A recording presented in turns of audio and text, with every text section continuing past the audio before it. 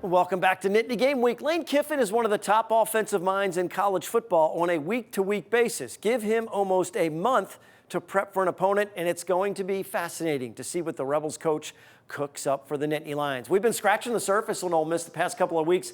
It's time for a deep dive from Coach Paterno and Coach Bradley to preview the Peach. Well, we're going to make sure we go through this quickly, like we're a tempo offense, just like we're probably going to see from Ole Miss.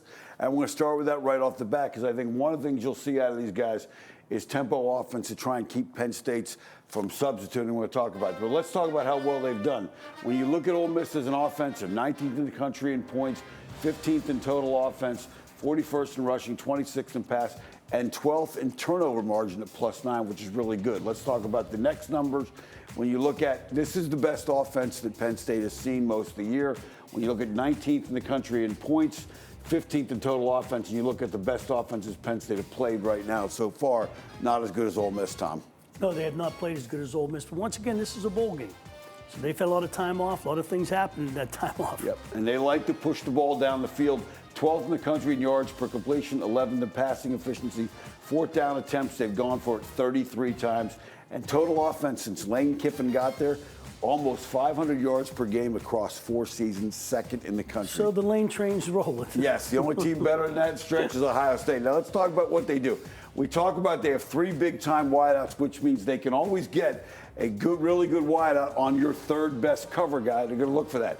Here they're going to motion the tight end, get them to change the secondary so they can't help here. Now, what we're going to show you is how quickly this happens in tempo. So they create that matchup. Then they get a completion, and you'll see it in real time in a second.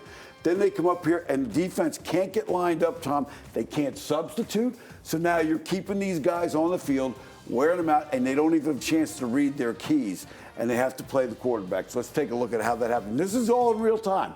So, Tom, here's the completion. Great throw, great catch, and now here's the confusion, right, for you as a defensive coordinator. Here it goes, because they're lining up fast. That play's coming, everybody's got it, and they're on the ball. Yep, and to this whole thing, 2 plays takes all of 25 seconds in real time as the clock is running. So you can see the quarterback is calling out the plays. Texas A&M is standing around. They can't read their keys. Who's got the quarterback, who's got the zone read, and now they're in the end zone scoring a touchdown. And so that's going to be a thing. Now, the quarterback run game, which Penn State has not seen a lot of this year, Tom. Again, now you got to play 2 high, 2 safeties high to cover this, to help with the wideouts. Now you got to think about how do we, because with the quarterback involved in the run game, now how do we get guys down in here to help with that? We're going to need the extra guy down. They're going to need that guy down the box. You're just going to have to guess sometimes. You're going to have to play some man free or play some straight man against them. Yep, you see Texas A&M comes down. He reads the quarterback. They hand the ball north and south, and this guy is great with yards after contact. Now let's talk about the Ole Miss defense, what they do on defense. They are 34th in the country in points allowed. They are in total defense, 57th.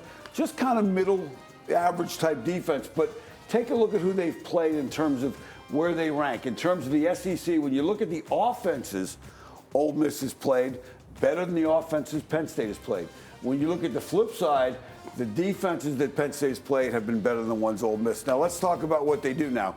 They want to keep 2 safeties high, and now you've got 6 guys in the box. So to get the 7th guy, not number 7, but a 7th guy involved in the run game, it's going to come from one of those safeties, Tom, and let's take a look at how they get that done.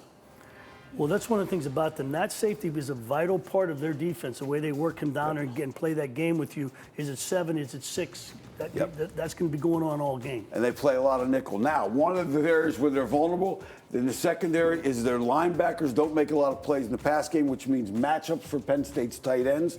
The safeties are going to have to help. Georgia does a great job on this one with a quick play fake and a throw down to the wide out on the outside, because the safety's got to help with the tight end here, Tom. And you know that's frustrating. If you run the ball successfully, this stuff should be there for Penn State. Yeah, I think the tight end will play a very important part in this game Especially if you got to get your run game going and then use him. And you're going to have to make those throws quickly because they are veteran. Now, when you get to third down, this is a secondary. The top 6 guys have started 128 games in college.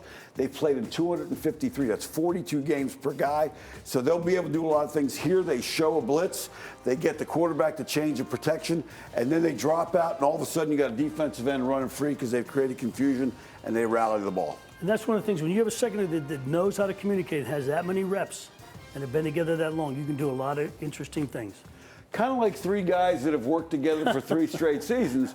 We now have a combined 177 starts, soon to be 180, and Or is this that overtime. we do interesting things, Todd? Yeah. Which is it? That's a lot of numbers, a lot of numbers. You guys keep them. All right, well, rest assured the entire Penn State squad has a healthy dose of respect for the Rebels. Always fun to see the Big Ten match up with the SEC, and both of these teams have had similar seasons. 10 wins, 2 losses against big-time opponents. Michigan and Ohio State for the Nittany Lions, Alabama and Georgia for Ole Miss. Really good defense, really good offense. Both sides of the ball really good. But, you know, we're excited. We're in SEC territory. Coach Franklin always preaches about that. But, you know, we're ready. We're taking it one day at a time. Always had that 1% mentality. You get better every day. So, like, we're excited. We just got to get ready to play. Doesn't matter what conference they come from. They're a very solid team on both sides of the ball.